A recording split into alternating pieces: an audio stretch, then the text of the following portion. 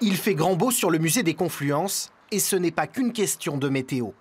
500 000 visiteurs en seulement 6 mois, les objectifs de fréquentation prévus sur une année sont déjà dépassés et avec les vacances d'été qui débutent, l'effet curiosité n'est pas près de s'essouffler.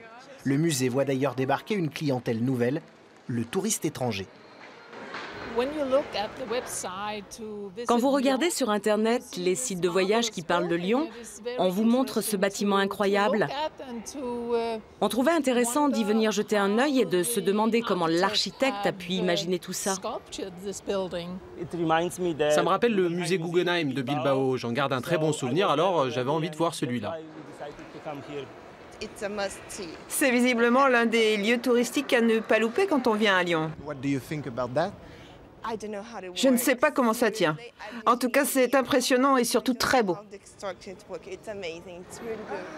Depuis son ouverture en décembre dernier, le musée a accueilli plus de 80 nationalités.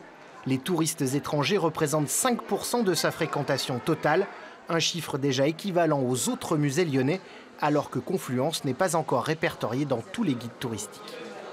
C'est à venir, ça veut dire que c'est plutôt positif pour nous, que le public devance encore toute l'installation du musée et on ne pourra que s'améliorer sur leur accueil.